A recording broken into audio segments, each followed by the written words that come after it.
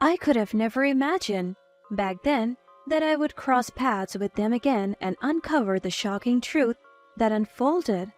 My name's Ashley and I'm 35 years old. For the past 10 years, I devoted myself to being a full-time wife, supporting my husband Sam with unwavering dedication. We don't have any kids, but we always told each other that our love was more than enough, that having children wasn't the only way to live a fulfilling life. But then one day, Sam changed. Looking back, maybe it was just his true nature finally coming to surface. You see, my parents divorced when I was little, and I was brought up by my dad. When I was a teenager, my dad finally told me why he and my mom split up. He said it was due to incompatible personalities.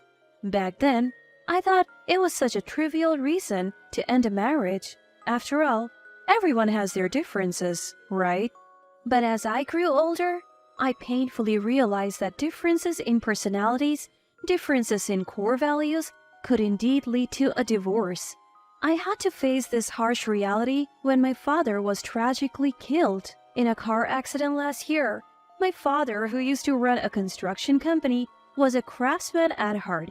Even at the age of 70, right before he passed away, he was still actively working, and his experience and skills were highly regarded by his clients. His business thrived, even during economic downturns. He was also endorsed by the church community as a master carpenter. His unique techniques of building church using timber fitted together without nails was among his area of expertise. My father, with his dexterous hands, would always cook for me after work. Even now, I'm grateful for all the love and nutrition he provided me.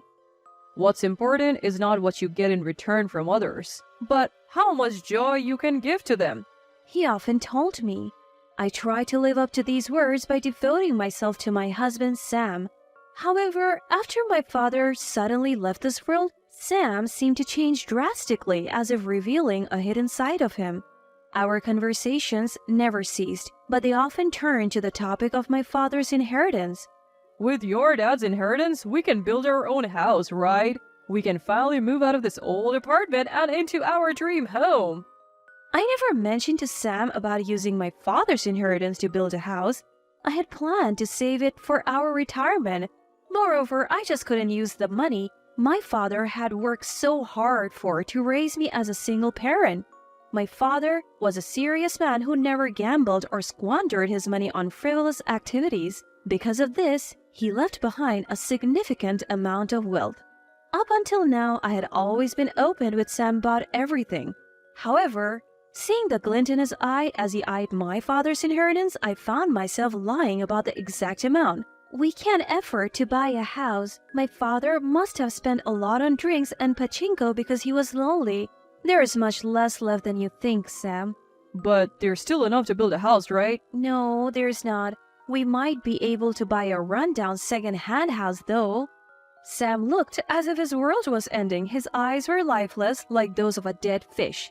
It was my first time realizing how money could change a person. I even began to doubt if Sam had stayed with me in hopes of getting his hands on my father's inheritance. However, about 6 months later, on a weekend while I was doing chores and Sam was watching TV, he said, I have something to tell you. For the first time since he proposed, he was addressing me with a serious expression, and I couldn't help but feel a chill run down my spine. I sat down across from him, and as I observed his face, a tear streamed down his cheek. What? I've made you feel bad by acting like I was only interested in your dad's money, haven't I? We don't have children, so we should have plenty of time to enjoy together, but I haven't put any effort into it. Thank you for always being with me without any complaints, even though I leave all the housework to you, and we rarely go out on my days off. Upon hearing these words, I felt a mixture of joy and regret for ever doubting him. Tears of joy mixed with tears of regret and fell heavily from my eyes. The look in Sam's eyes as he gently hugged me was the same as when I fell in love with him. As I felt his warmth radiate through my body, I truly felt glad that I married him. From that day forward, no matter how tired he was after work, Sam would always help me with my chores. On his days off, he would even try cooking dishes that he had never cooked before. He didn't get upset even when I was strict with him. Seeing him overcome each challenge made my heart flutter.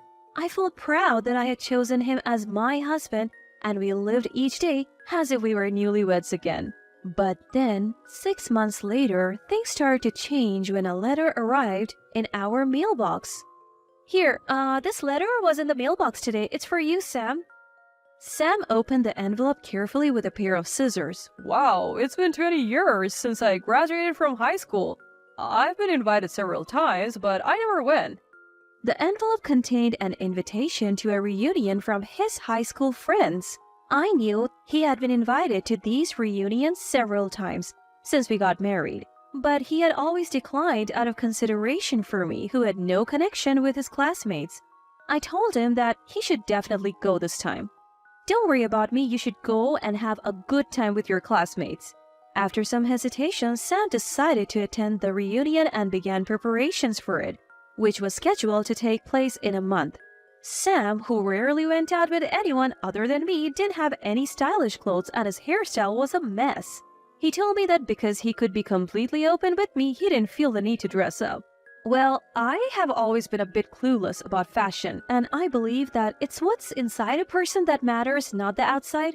However, since the invitation to the reunion arrived, our dates turned into a tour of men's clothing stores, and I found myself tagging along every week. I realized that his sudden interest in fashion was because of the reunion, but ever since that letter arrived, Sam would often come home late from work. He usually arrived home by 7 p.m., but it became common for him to come home past 9 p.m. He insisted it was due to overtime, and I couldn't verify if his words were true.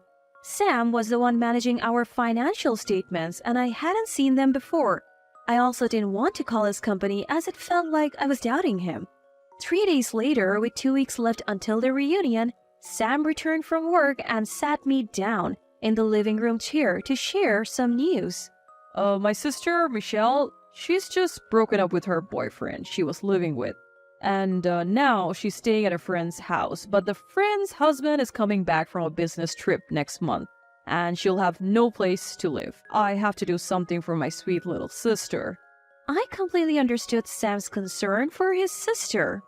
I have a younger brother who's currently working overseas. Even after I got married, I worried about him and often contacted him. He's a dependable guy, just like our father, but he's too nice and easily deceived. I felt like it was my mission to protect him, so I wanted to help Sam's sister, but since the wedding, I hadn't seen or contacted her.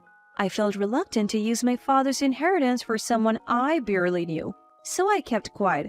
Ashley, did your father love helping people, yet why won't you help my sister? My premonition was right. Sam wanted to help his sister using my father's inheritance. He desperately asked me to give a part of my father's inheritance to Michelle, but I was firm in my decision. I told you before, I have no intention of using my father's inheritance. I decided to save it for a time when we might really need it.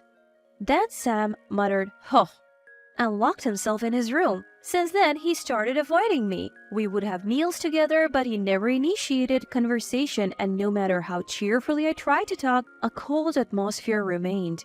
2 days later, I was looking at cakes in a pastry shop trying to improve Sam's mood. It was then that I felt an odd gaze and turned around. There stood my ex-boyfriend, the one I dated when I was in middle school. Is it you, Ashley? Even after 20 years, we immediately recognized each other, which made me burst out laughing.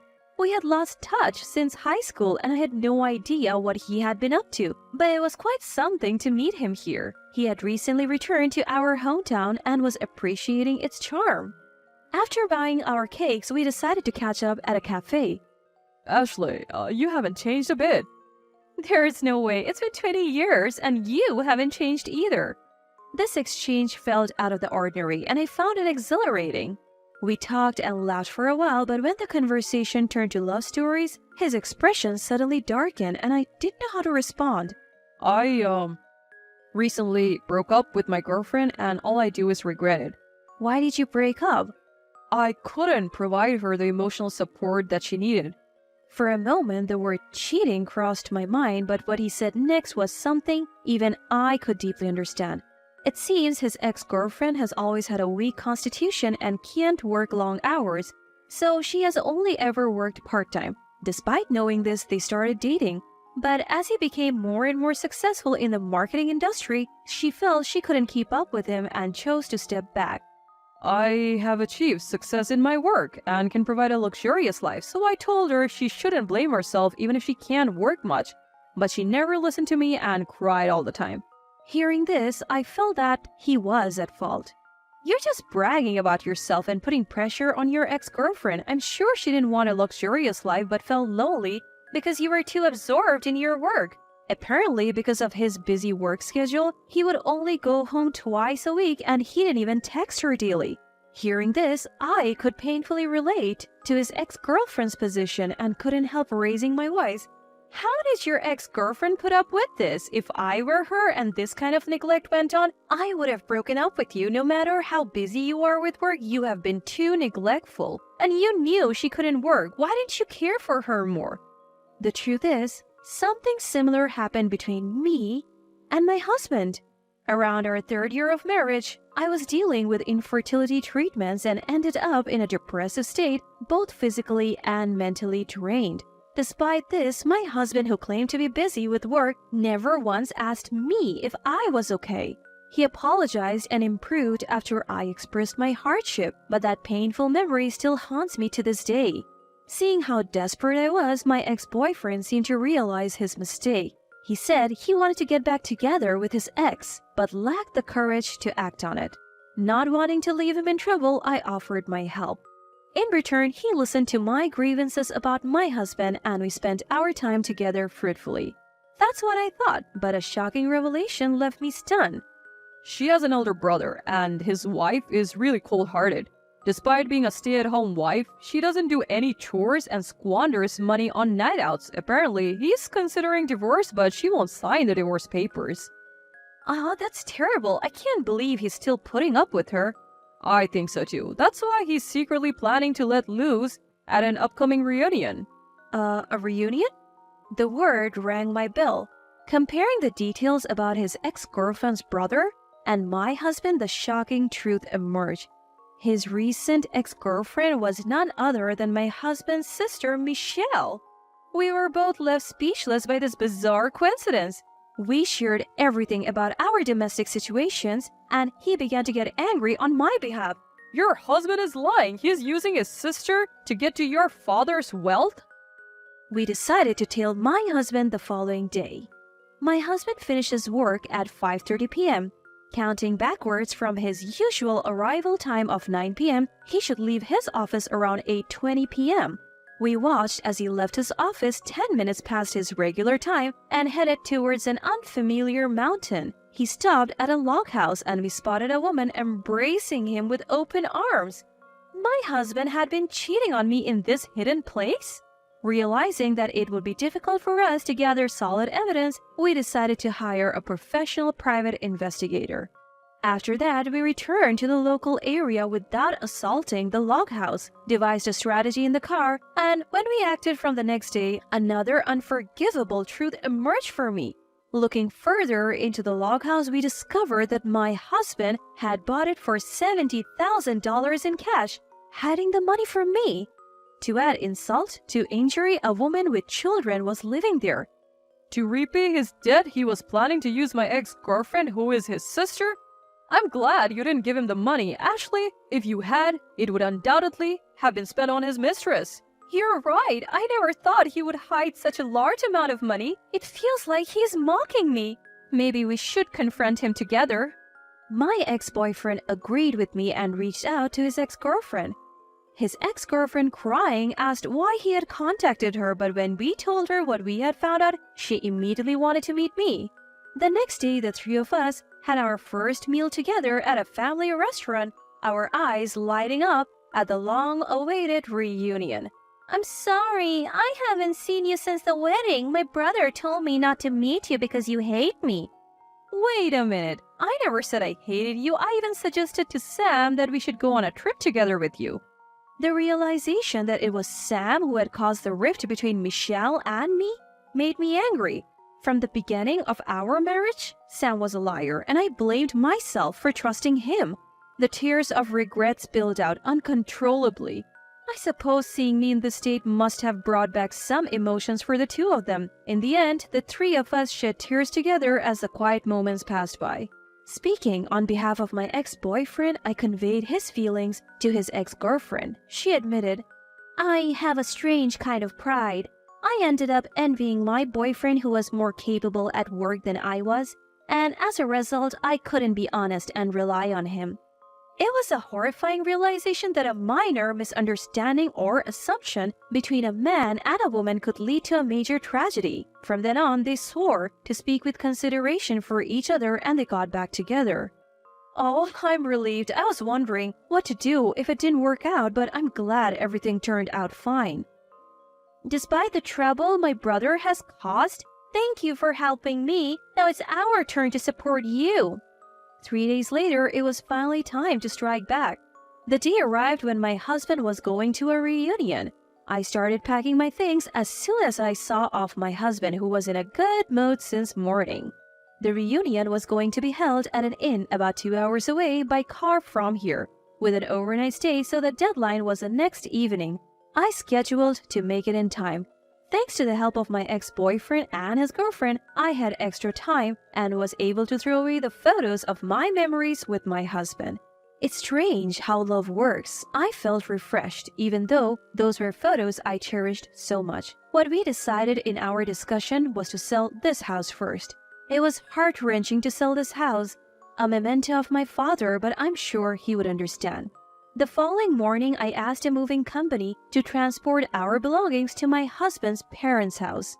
When we three went to my husband's parents' house and told them the truth, they were furious, saying, "We don't remember raising a villain who deceives his sister and wife." They said they would cut ties with their son but treat me as their real daughter. That day, we all spent a pleasant time at my husband's parents' house. And then the next day, I got a call from my husband saying that the reunion was over and he was coming home, and just as I expected, he said this. As soon as I put it on speaker so that everyone could hear, my husband's quarrelsome voice echoed through the room. "Hey, let me ask you again. You're not going to give me the house even though I want to take care of my sister, right?" "No, I'm not." "Then get out of the house by the end of today." The old me would have cried if he said something like this, but at that moment not a single tear came out. That's because I now have strong allies, my ex-boyfriend and my husband's family. "All right, but you can only stay in the house for another 3 days." My husband was silent for a moment, seeming unable to comprehend the situation. "Huh? What do you mean? It's your father's house, right?" "Don't try to respect my father now." "I'm going to buy souvenirs. Let's eat together." My husband suddenly started trying to please me, but it was too late. 3 hours later, he called again, panting and flustered. "Hey, where did you go? There's only my stuff left. What's going on?" Then the next moment, my husband's sister screamed at the phone, "It's disgusting to try and turn Ashley's house into a love nest with your mistress." At his sister's sudden shout, my husband seemed confused and the room fell silent for a moment. 3 seconds later, my husband spoke in a voice that was almost screaming. "It's Michelle, right? Why are you with Ashley? What's going on?" "I have nothing to say to a brother who betrays his wife without hesitation anyway. I'm coming home now, so wait." After saying this, Michelle ended the call and headed to our parents' house with the divorce papers I had signed. An hour later, she returned with the divorce papers signed by my husband, Sam. "Thank you. This is the end. Our family home will be sold in 3 days, and I'm receiving alimony from Sam. I never thought my life would become this chaotic, but it's for the best." Since then, I have been staying at my ex-husband's family home, focusing on studying for the caregiving certification I have always wanted to pursue. My ex-husband sold the log house he owned and seems to be living quietly in a small apartment with a woman he had an affair with. I feel so refreshed now, thinking if you're satisfied with such a man, go ahead and have him. I'm confident that a better person than my ex-husband will come into my life. As I tell myself, keep going, Ashley. Every day I'm living a fulfilling life.